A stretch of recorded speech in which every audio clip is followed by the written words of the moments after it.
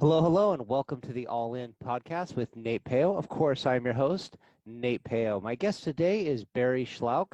He's the founder and president of Schlouch Incorporated, a 285-person site design and heavy civil construction firm headquartered in Blandon, Pennsylvania. The firm provides total site prep services throughout the eastern Pennsylvania and surrounding states and was ranked #1 among large companies by the best places to work in Pennsylvania. Barry is also the author of the book Excellence in Construction and a popular speaker at corporate meetings, trade shows, and conferences. He's also an avid outdoors person, enjoys fitness, running, hiking, swimming, and riding his Harley and wilderness exploration on horseback. He and his wife, Debbie, have 2 children, Barry and Stacy. Deb is an artist, and his daughter is also involved in the family business. Welcome to the show. Thank you for coming on. Thank you. And just to add to that, grandparent twice. So we have a 2.5-year-old and a 4-month-old, and I call them my backhoe boys. Nice. A 4-month-old is brand new. Then we just welcomed our second daughter in 4.5 weeks ago. So lucky for you being a grandparent. Congratulations. Thank you. But lucky for you, don't have to do all the late nights, right? You get to have the fun, but leave the responsibility with the parents.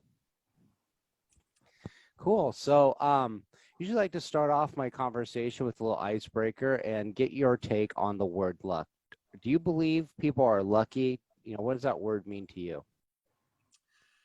So that's easy. So the harder I work at my health, the harder I work at my marriage with my beautiful wife, the harder I work at my career, the luckier I get.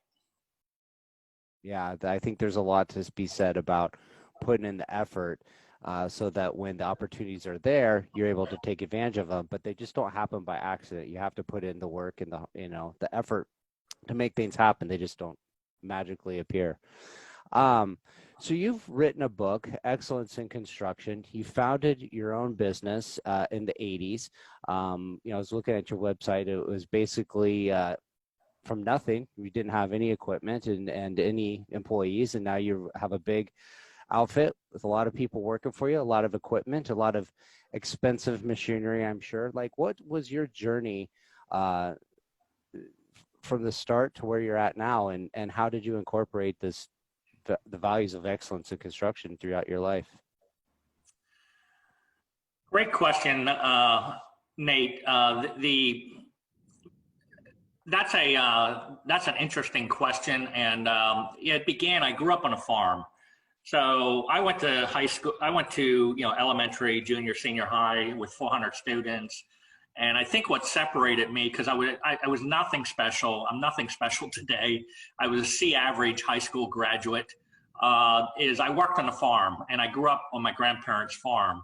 And in farming, I learned by the time I was 8 years old, I was on a tractor. Okay, while the others children were doing what they're doing. And by the time I was 12, I was literate in what I call seed to table, the whole process of farming by 12. By 16, I was really good at it. I mean, you name it, I was doing it, seed to table with vegetables, feeder hay, field corn, and so on. And while the others were doing what they were doing, like you take like math, I was taking math and doing ratios for fertilizer per acre. So I was doing something with math that meant something very important. So if I got the math down right, the seed turned into a beautiful crop, into a harvest, and into a dinner. So I really developed a purposeful life very young. Like, farming feeds the world. That's the purpose of farming. What better purpose could you have? And I mastered something. So my confidence was way up by the time I graduated as a C average high school student. So it's unfortunate most people don't grow up on a farm. They don't have the experience. They go to school, they memory test, and if they get a good grade, that's a good person. But if you don't use it, I've done this where I've taken Excel, and 6 months later I didn't use it, and I completely forgot it. I had to take it again. So the memory testing is a way of learning, but it's not a sustainable way of learning, in my opinion, with my experience. And then I got lucky where I met my wife straight off the farm when I was 18 years old, and I fell in love. We got married at 19 and 17. We had a little boy, lived in a 10 by 50 house trailer. So I wanted to bring good to her life. So that inspired massive success inside of me because I just really wanted to do good. So, you know, I could bring a good life towards, at that time, my teenage wife and our son who was born. So I ended up going off the farm, going to school at night for surveying and civil engineering. I worked construction during the day. So, you know, the luck came from the hard work. I would leave at 6 in the morning, work an 8-hour job with construction, learned a ton about construction, went to school from 6 to 9 at night. And I did that for 2 years, and that got me to a point where I could get a job with a civil engineer. So I was only there a year staking out a new road for development. And the contractor said, hey, looks like you know what you're doing and you have construction experience. How about coming to work for me and, you know, showing my guys how to build this road? So I ran that small company. I believe in the Outlier book where it talks about 10,000 hours to get good at something. It's 5 years of time. And my advice to people is get good at something. I don't care if it's working at McDonald's. If you're at McDonald's, be the best burger flipper in the world, okay? Or the best French fry maker in the world, okay? But get good at something. And I have found about 5 years is a good time to really learn some type of skill and apply it and get good at it. So when I started out of the basement of our house, I was 25, Deb was 23. We had a 1-year-old and a 4.5-year-old. I quit my job. I had no benefits. I had no paycheck, and I had quit a good job because I believed, you know, in the dream. So we started in 1983 out of the basement. And basically, I wrote a book on this, Excellence in Construction.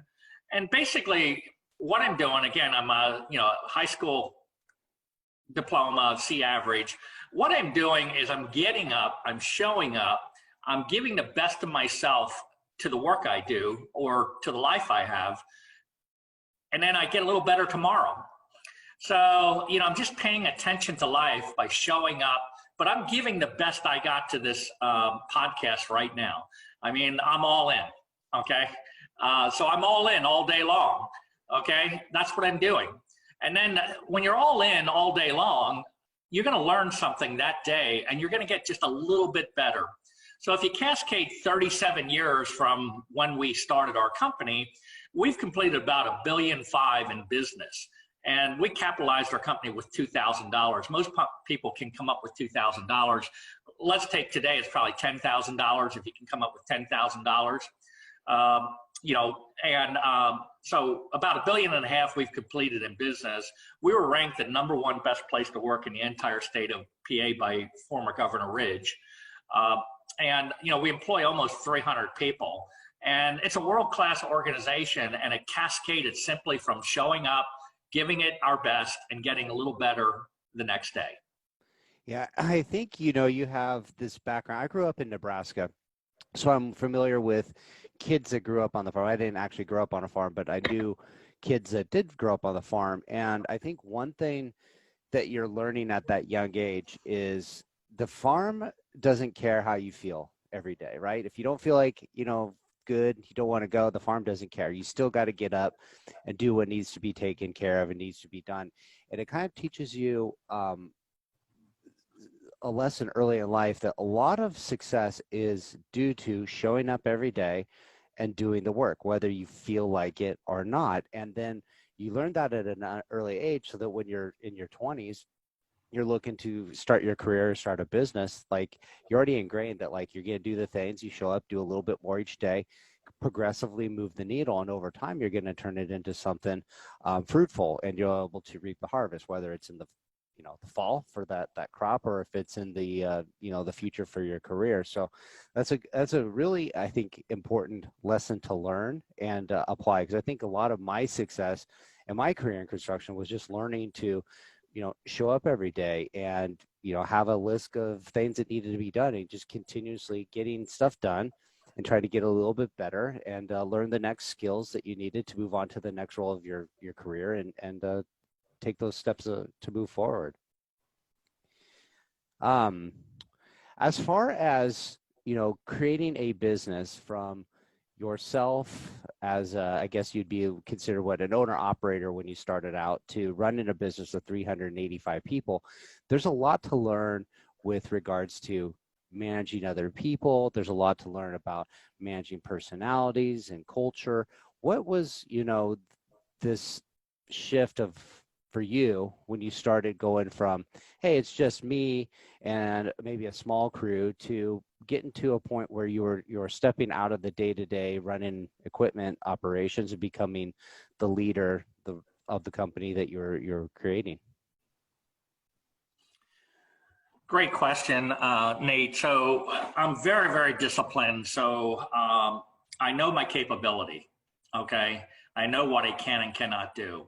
I'm very good. I call it get rich slow. I'm very good at get rich slow. Everybody wants to get rich quick, but it's like life is really like a marathon.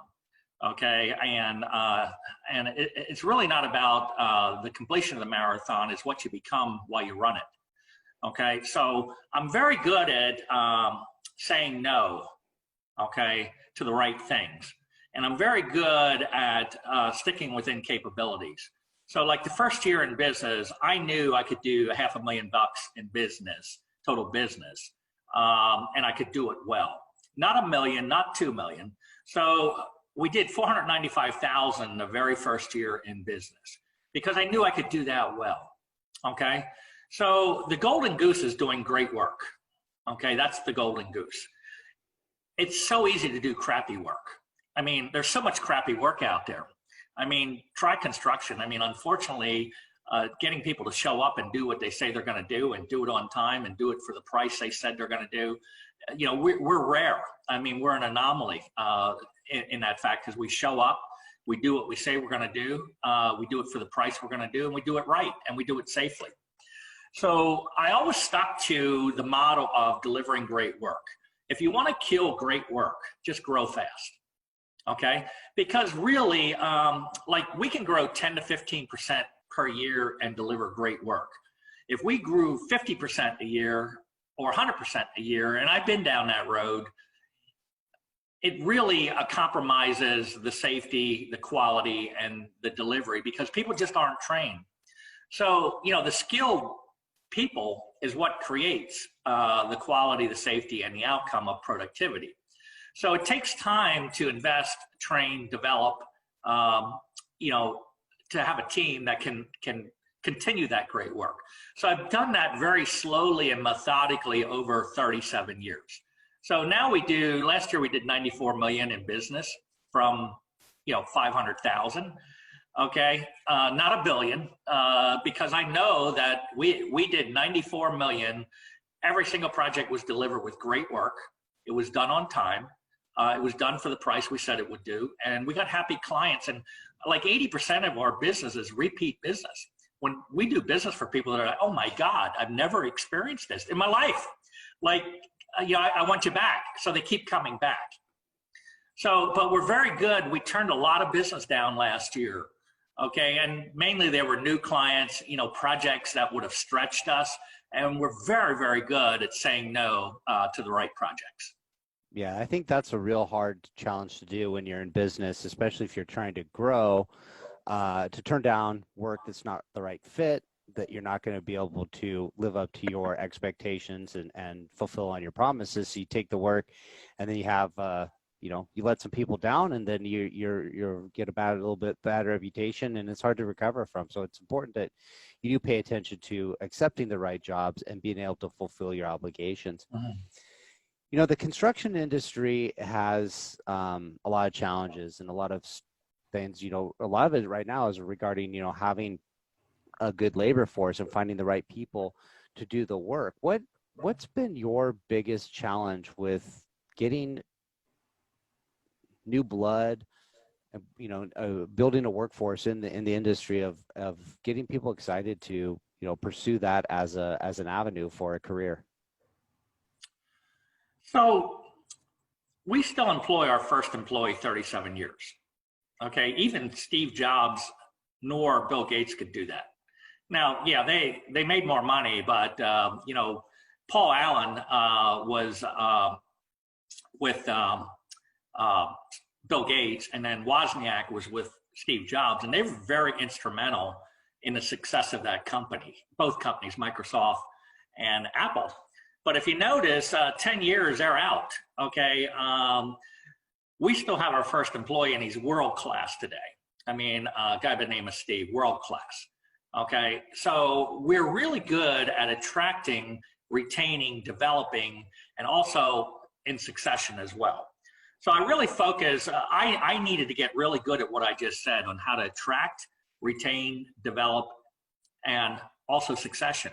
So we're planning 3 deep, meaning next generation and one beyond that. So we have a really strong group of millennials. I mean, people complain about millennials, or that, to me, they work hard, they show up, they want to learn, they do the right things, and you can retain them. And then you got these people out there trying to sell millennials as they're entitled, they don't stay, blah, blah, blah, blah, blah. And millennials hate to be tagged that way. I'm a baby boomer. I was tagged that we're lazier than the generation before us. So not all millennials or baby boomers or any age work hard. I mean, there are people that, simply don't care to work. It happens. We don't attract those. We don't employ those. So we're always looking for the 10% of what I'm talking about. People that show up, they're willing to learn, they want to work, okay, and they want to build a career. So we're very good at focused on, we're not going after everybody, okay? We're not going after, a body. We're going after people that we can develop, okay? So we don't have any issues today, like every single job site is staffed properly. It's being done safe, it's being done with quality, and it's productive because we completely have the people that we need. Okay, I hear the stories about, hey, I can't find anybody. But again, when you get back to a get rich slow scheme, okay, and you really have this reputation and you have systems and processes in place. And we talked a little bit earlier about how it grew beyond me. I had to learn standards, systems, processes, and accountability because, you can't be everywhere when you have 300 people. Okay, so we have really high standards, okay? We have a system that cascades those standards out. Then we have a process from when people wake up till they go to bed to plug into that process. And then we have accountability, okay, to make sure that it's happening, okay? So we're doing that. So, and when I move back to the attract, develop, and succession, we have a fully baked training program. We're doing probably 10 times the training that an average construction company does. We have a full training center. We have curriculum. We have fully baked trades laid out, like for operators, pipe layers, laborers, concrete, full training center developed, okay? We have certified trainers in-house. We have a fully baked leadership program that is world-class on leadership, so that once when we get up through the trades and we promote a lot of people into leadership roles, well, leadership is a skill. So we have a fully baked leadership program and certification for leaders, and I've been through it myself. I think it's better than what Harvard does, and I've been to Harvard 14 times. So, I've seen it done two ways. I guess there's probably more than 2 ways, but a lot of times when people are looking to fill a role or hire somebody, let's call it hire somebody, there's 2 ways you could do it. You could have a position open and you're trying to find the best qualified candidate for that position, or you come across just a really great person, but you might not have a spot exactly for them. Do you fill the position or do you hire the person? Like what's been for you the more successful way? Just finding great people and finding a spot for them, or waiting till the position's open and finding the best qualified person for that position? Well, it's a combination, Nate. So first, you have to have really good job description skills laid out. So every single job role that we have has a fully baked skill set, okay? And then we break that skill set. Let's take an equipment operator. We have an entry-level skill set, we have an intermediate level skill set, and we have an advanced level skill set, and then the pay goes with each. So as skills go up, pay goes up. If you don't have that, you're really shooting from the hip, okay? So what we're doing is we're always working on the next skill, all 300 of us. So if you're an entry level, intermediate level, or even advanced level, what's the next skill that we're developing to get better at what we're doing? Without that pathway of skills, you can't really teach properly because you take first, you got to learn blueprints, how to read a blueprint, okay, and you got to have basic math. So we have GPS in the equipment, that it's automatic grade control inside the equipment. A computer bounces off 5 satellites and tells the machine exactly where you're at, line and grade. It's amazing. But without math and blueprint, you can't even set the thing up. So on entry level, we're at math and blueprint reading. We don't start with GPS. So to pathway it forward and upskill people, we have it laid out, in those 3 levels. Okay, every single person has a designation or one of the 3. And you think about it, we all start entry. I mean, when we're born, we can't even crawl. So first we learn how to crawl, then the next skill is walk, and then the next skill is run. Now, we don't think about that a whole lot today, but that was a skill that we've learned. And if we didn't learn that skill, you wouldn't be crawling, walking, or running today as an adult. So, we learn it. It's the same thing with equipment operators, concrete people, doctors, lawyers. You pick a role, everybody's starting at entry. But what happens is most don't take the time to lay the pathway out to how to get what's a really great world-class doctor, lawyer, equipment operator, construction supervisor, pipe layer, so that's what we're doing. So what we're doing then is we promote, I have goals every month, and I look at promotions every month. If we aren't promoting people, I'm wondering, okay, what's going on? So we want lots of promotions because we want people at the high end, okay, of skills and pay. So if we're promoting people, I know it's working, okay? If we're not promoting people, 1 of 2 things is happening. 1 is they're not learning, or 2 is we're not teaching, or 3 is it's a combination of the both, learning and teaching. So we're constantly working that learning teaching model. So at the end of the day, the best company is going to have the best people, okay? That's how we benchmark ourselves. So if you take a like-kind company with 300 people, who's the better one? Well, the better one's going to be the one that has the advanced skill level, okay? Because there can be 100, 200% productivity swing from entry to advanced, okay? Especially in operating a piece of equipment, like 100%, 200% sometimes. So when we don't have when we're growing, and right now we're hiring 10 positions, okay? So not 100, but 10. Okay, because we're expanding this year somewhat. So 10. So what we're doing is when somebody applies, we field test them. Okay, so we actually get them to sign a release, and they come to the job for a day. We spend a whole day at where are they? They're going to be 1 of 3 places. They're either entry, intermediate, or advanced. Okay, so we've got to get that almost like a health checkup before they come to work here. And then we can assess them, make an offer at the appropriate level, and then we can develop a training program of how to leverage them to grow. So I know that was a long answer, but it's not a simple one. So we're promoting a lot of people, but sometimes when we grow, we're going to add some people on. We place them properly, and then we develop a training plan. Yeah, I think and they stay. That's a great way to onboard your people. You put them in the right positions. You put them in a path to success. But you're doing a lot of things most people don't do. Is really making sure that they could do what they say they're going to do, and they're going to be a good fit. A lot of times it's just like, hey, we need a spot, we need a body. Just hire you, show up on Monday, and figure it out as you go, and you just give them to the foreman to do whatever they want or need with them, and then you figure it out as you go if they're going to work out or not. So I think that's important that you're putting in the upfront effort to vet your staff early on. Cool. What usually I like to ask towards the end of the show my guests the question of what does it mean to you to be all in on an idea or an outcome? Yeah, so all in, Nate, first, your voice sounds a little scratchy, so I didn't know if you want to fine tune it a little bit. I don't know if it's coming through that to the others, but it's a little scratchy. Let me see. Is that any better? Still a little scratchy, yeah.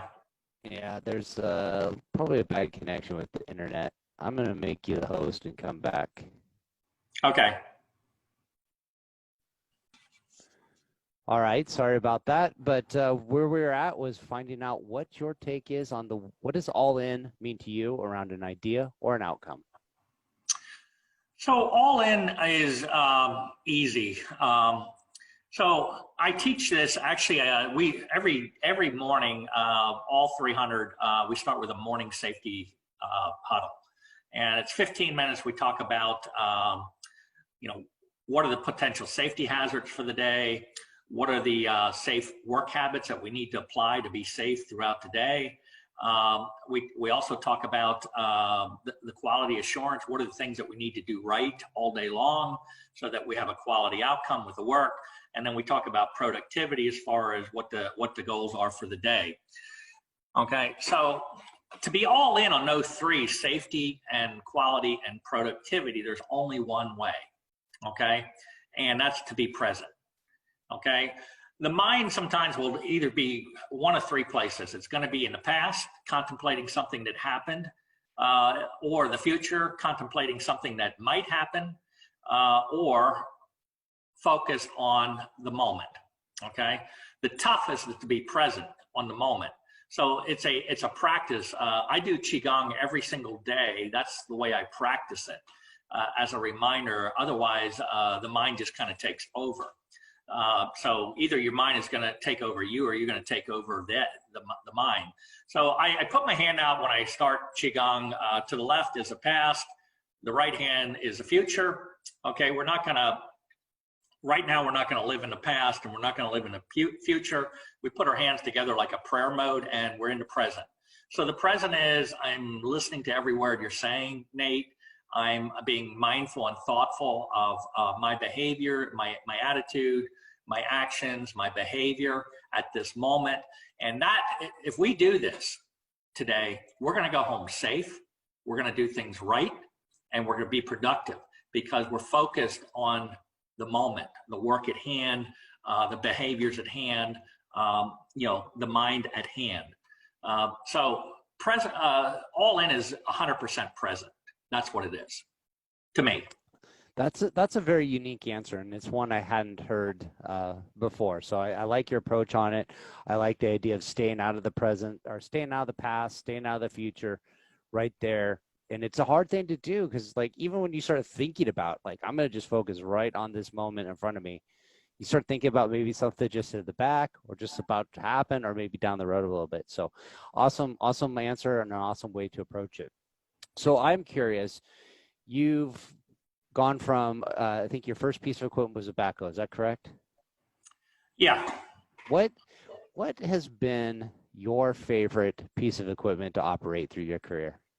What's the one thing you like to get on and makes you feel right at home? So the one thing I love to get on and at home is farm equipment. See, before this was farm equipment. And so my wife and I live on a 70-acre farm. And I'll tell you, there's nothing like getting on that John Deere tractor. Like, I do my thing, but at nights and weekends, that's when I get to be on the equipment.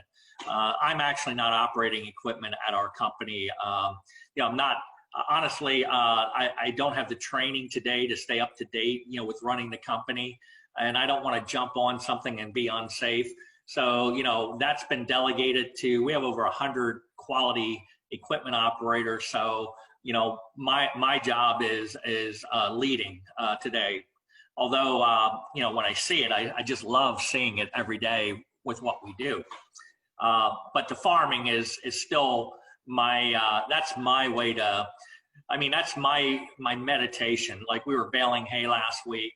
I have the grandsons out constantly, seeing tractors and things like that.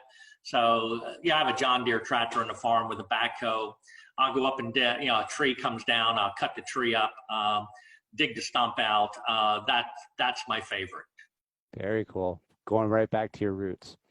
So who is your ideal audience you're looking to get in front of? Who's the people that, you most connect with and do the best work with? So, ideal audience, I connect well with almost everybody. I mean, the other day, I missed my exit coming home, and I wasn't focused on the present. I missed my exit. Do you ever do that driving and you miss the exit? I missed the exit coming home.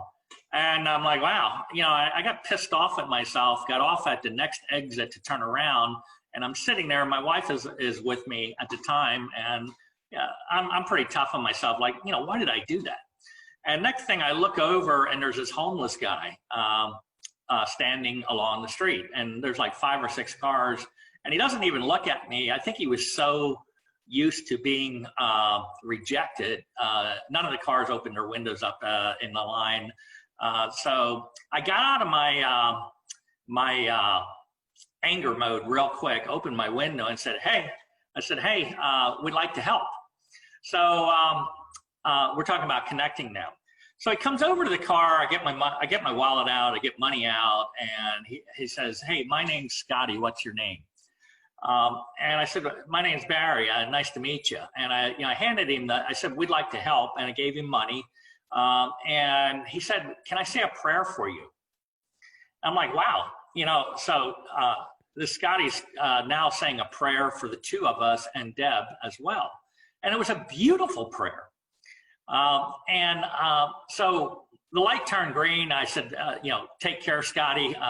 It's nice to meet you. Super appreciate the prayer. And, we take off. And I said to my wife says, Barry, that was your angel. And my wife is that way. I'm like, yeah, you're probably right. She said, you just met an angel, Scotty. And she's like, beam me up, Scotty. Scotty wants to beam you up one day with him to heaven. And, the name, you ever hear Beam Me Up, Scotty on Star Trek? So I gave you this story because that was the best connection I made that day with a homeless person. So the key on connections is eyes wide open, being present, get out of your funk. I was in a funk, get out of my funk.